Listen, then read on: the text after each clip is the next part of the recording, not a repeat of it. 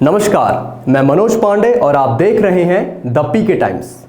महाशिवरात्रि भगवान शंकर की आराधना और अभिषेक का पर्व। कहते हैं इस संसार में जहां सत्य है वहां शिव का वास है। शिव जो अघोर हैं, अनंत हैं, अविनाशी हैं, रुद्र हैं, आशुतोष हैं, देवों के देव महादेव जो तपस्वी हैं, त्यागी हैं, जिनका पहाड़ों से एक अटूट रिश्ता है। यूं तो पूरे भारतवर्ष में शिव के अनेकों मंदिर हैं, लेकिन आज बात होगी उस एक शिव मंदिर की जहां शिव की महिमा को जानने के लिए आपको 7 पहाड़ी पार कर जाना पड़ता है। इस रहस्य से रोमांच तक की कहानी को जानने के लिए हमारी टीम पहुंची शिवाना के हल्देश्वर महादेव मंदिर में। हमारे सहयोगी आरती शर्मा की ये खास रिपोर्ट देखिए।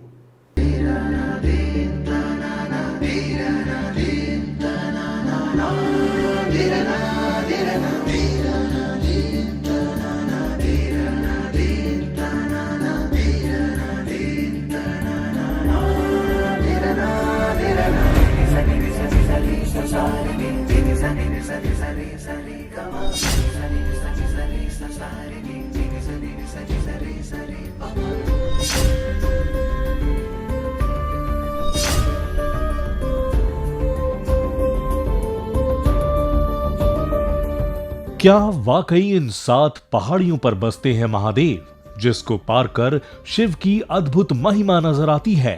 सत्य की यही पड़ताल करने और शिवरात्रि के इस खास मौके पर पीके टाइम्स की टीम निकल पड़ी हल्देश्वर महादेव मंदिर के इसी सफर पर। वो सफर जो बेहद दुर्गम है, जिस पर 7 किलोमीटर तक पैदल चलना होता है, लेकिन जहां महादेव के दर्शन की आस हो वहां 7 समुंदरों को भी लांघा जा सकता है। 7 पहाड़ कौन सी बड़ी बात है? अद्भुत आस्थाओं का अविश्वसनीय सागर है हमारा देश। कहते हैं इस जग में कण कण में ईश्वर बसता है। आप में ईश्वर बसता है, मुझ में ईश्वर बसता है। लेकिन क्या जिन मंदिरों में हम जाते हैं, जिन मूर्तियों के आगे हम शीश नवाते हैं, क्या उसमें ऐसा कोई अंश है जो आंखों से दिखाई देता है? हमारी टीम उत्सुक थी। आंखों में आस्था लेकर, मन में दर्शन की अभिलाषा के साथ हम आगे बढ़ रहे थे। और यहाँ पहुंचने से पहले यात्रा का हमारा पहला पड़ाव रहा बाड़मेर जिला का गांव सिवाना, जिसके दुर्ग का अपना एक गौरवशाली इतिहास है। मगर आज बात सिवाना दुर्ग की नहीं, बल्कि सिवाना से 10 किलोमीटर दूर पीपलून गांव की तलहटी में अरावली पर्वत श्रृंखला के अंतिम छोर पर स्थित एक पौराणिक मंदिर की हो रही है, जहां पहुंचना ही अपने आप में एक विजय है। इसी गांव के प्राचीन इतिहास में शामिल हजारों साल पुराना भगवान शंकर का ये प्राचीन मंदिर, जहां पहुंचने में वक्त लगा, लेकिन वक्त के साथ दर्शन और आस्था इतनी प्रबल थी कि हर राह छोटी नजर आ रही थी। दरअसल एक ऐसा ही मंदिर है बाड़मेर के सिवाना गांव का। पीपलून के पास एक जगह है हल्देश्वर महादेव, जहां पर आज हम पहुंचे हैं। और इस मंदिर को लेकर कई सारी मान्यताएं हैं, कई सारी लोगों की आस्थाएं हैं। और कहने को तो ये मंदिर बहुत छोटा है, लेकिन लोगों का जो विश्वास इससे जुड़ा है वो काफ़ी बड़ा है। और आज हम आपको इसी हल्देश्वर महादेव मंदिर के दर्शन करवाते हैं। क्या महादेव स्वयं बसते हैं इन पहाड़ियों में? क्या ये है राजस्थान का इकलौता मंदिर जहां पहुंचने के लिए 7 पहाड़ करने पड़ते हैं पार? क्या सचमुच यहाँ होती है हर मनोकामना पूरी? श्रद्धा, आस्था, विश्वास या चमत्कार? आस्था के पद चिन्हों पर चले तो युगों की यात्रा शुरू हो जाती है, मगर भक्तों का भरोसा है कि यह महिमा है महादेव की। और इसी महिमा को जानने हम भी चल पड़े महादेव के इस मंदिर की ओर। बाकी मंदिरों से अलग यहाँ पहुंचना इतना आसान नहीं है। मानो महादेव भक्तों की इच्छा पूर्ण करने से पहले उनकी परीक्षा लेकर अपनी कसौटी पर कसते हैं, और जो खरा उतर जाए समझो बेड़ा पार है। पहाड़ी पथरीला रास्ता और घना जंगल दुर्गम और भटकाने वाला है, जहां पग पग पर खतरा है जंगली जानवरों का। रास्ता ऐसा कि पैर भी जवाब देने लगते हैं। थकान ऐसी कि लगता है मानो महादेव अब यहीं प्रकट हो जाए तो अच्छा है। मगर वो महादेव है जो अपने भक्तों का साथ कभी नहीं छोड़ते। शायद इसीलिए फरिश्तों के रूप में कुछ ऐसे लोगों से मिलवा देती हैं जो महादेव तक पहुंचने का जोश दोगुना कर देती हैं और कहते हैं, चलते रहिए, अब मंजिल दूर नहीं, बस आ गए महादेव। हमें भी कुछ ऐसे लोग मिले जिन्होंने यही कहकर हमारा हौसला बढ़ाया। भगवान शिव ने किया हल्दिया राक्षस का अंत।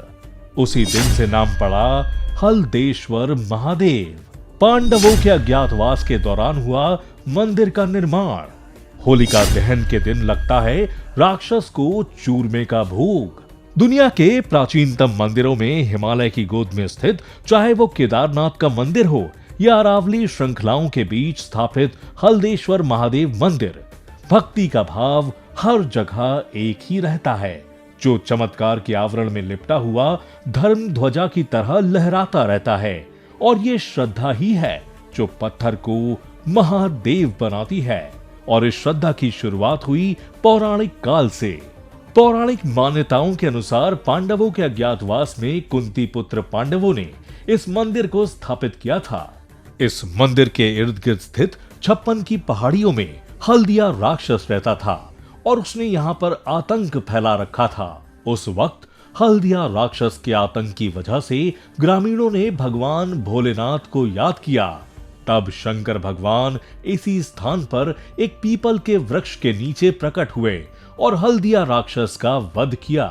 उसी दिन से यह स्थान हल्देश्वर महादेव के नाम से जाना जाता है। मंदिर के उत्तर में एक बड़ी शिखर टेकरी है। उसमें गुरु गोरक्षनाथ महाराज की धुनी व गुफा है। यहाँ पर गुरु गोरखनाथ ने कई वर्षों तक तपस्या की थी। पहाड़ों में सबसे ऊंची चोटी पर मां भवानी का मंदिर भी है। यहाँ पर पहुंचना बहुत ही कठिन है। कहते हैं होलिका दहन के दिन इस धुने में उस राक्षस को चूरमे का भोग लगाते हैं। ये मंदिर कई संत तपस्वी योगी महात्माओं की तपोभूमि है।